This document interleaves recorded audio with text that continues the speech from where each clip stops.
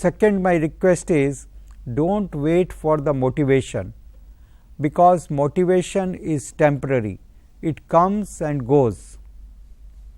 You are dependent on the external factors, it fades away and the challenges arises, and it depends on how you feel, and you have so many distractions. If you are waiting for the motivation, you are waiting for the external factors.